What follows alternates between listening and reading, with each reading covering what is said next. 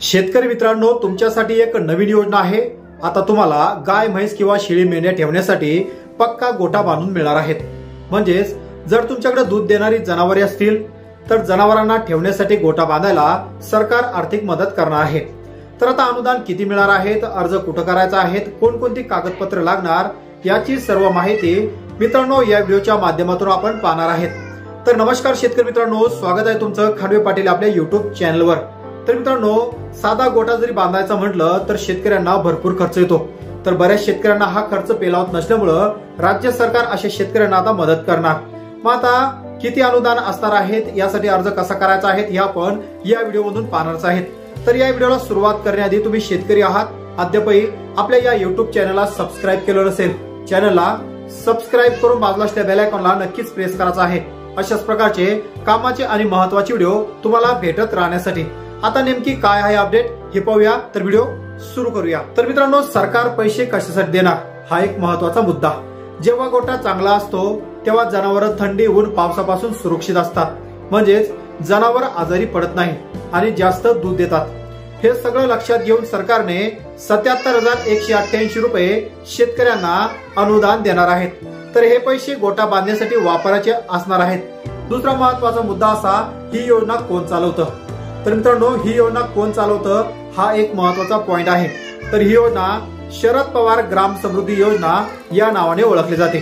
तर या योजनेचा वापर करून अनेक शेतकऱ्यांनी आधीच गायगोठा बांधला आहे।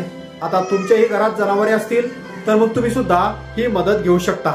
मग आता या अगोदर या योजनेला अनुदान किती होतं, आता या योजनेच्या अनुदानात वाढ करण्यात आली का हा एक मुद्दा महत्त्वाचा आहे। तर या अगोदर या योजनेला फक्त 50,000 रुपये अनुदान होतं। बऱ्याच शेतकऱ्यांनी या 50,000च्या अनुदानामध्ये शेतकऱ्यांनी काही पैसा खिशातून टाकून गाय गोठा बांधला आहे। आता चौथा महत्त्वाचा मुद्दा असा की योजना मिळवण्यासाठी काय करायचं।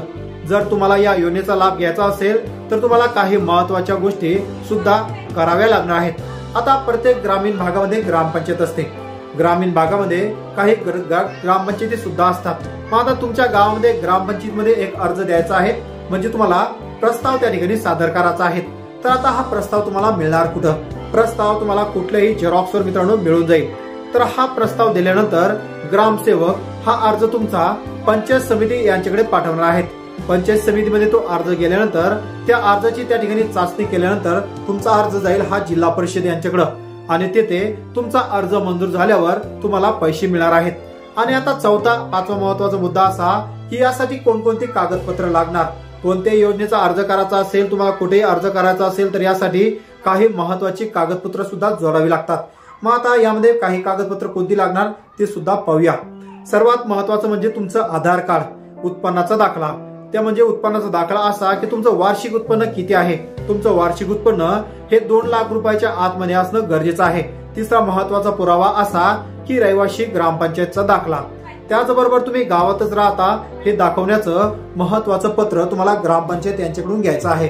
आणि बँक पासबुक, जसं की पैसे जमा होण्यासाठी तुमचं खातं असणं गरजेचं आहे आणि ते नॅशनलाइज बँकेचं असणं गरजेचं आहे।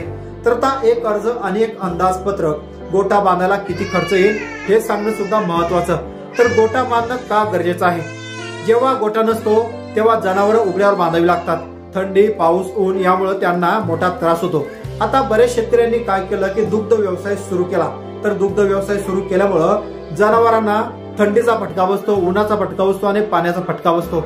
या फटक्यामुळे काय होतं, एखाद्या वेळेस जनावर त्या ठिकाणी दगावतं सुद्धा, परंतु या फटक्यामुळे त्यांचं दुधाचं प्रमाण सुद्धा कमी होतं। तर मग आता कधी कधी जनावरांना ताप, सर्दी किंवा इतर आजार होतो, तर कधी तर जनावर मरून जातं, त्यामुळे शेतकऱ्यांना खूप नुकसान सुद्धा सोसावं लागतं। म्हणूनच जनावरांचा चांगला, मजबूत आणि स्वच्छ गोठा बांधणं खूप महत्त्वाचं असतं। शेतकरी मित्रांनो, जर तुमच्याकडे गाय, म्हैस किंवा शेळ्या असतील तर ही सरकारची मदत तुम्ही जरूर घ्या आणि सरकारच्या या योजनेमधून नक्कीच तुम्ही गोठा बांधा। गोठा बांधल्यावर तुमच्या जनावरांची निगा, तुमचे जनावर यांचं आरोग्य सुद्धा चांगलं राहील, यामुळे तुमचा खर्च सुद्धा कमी होईल आणि तुमचं दुधाचं काम, दुग्ध व्यवसाय अजून चांगला वाढेल, तुमच्या जनावरांचं दुधाचं प्रमाण सुद्धा वाढेल। तर अशा प्रकारे तुम्ही राज्य सरकारच्या शरद पवार ग्राम समृद्धी योजना या योजनेमार्फत अशा प्रकारे अनुदान मिळू शकता। अनुदान घेतल्यानंतर तुम्ही गाय गोठा त्या ठिकाणी बांधू शकता। तर मित्रांनो, आशा करतो व्हिडिओ तुम्हाला आवडला असेल, व्हिडिओमधील माहिती तुमच्यासाठी इन्फॉर्मेटिव्ह असेल व्हिडिओ कसा वाटला नक्कीच कमेंट बॉक्स मध्ये कमेंट करून कळवायचं आहे। अशाच प्रकारचे कामाचे व्हिडिओ भेटत राहण्यासाठी चॅनल सबस्क्राईब करून बाजूला असलेल्या बेल आयकॉनला नक्कीच प्रेस करायचं आहे।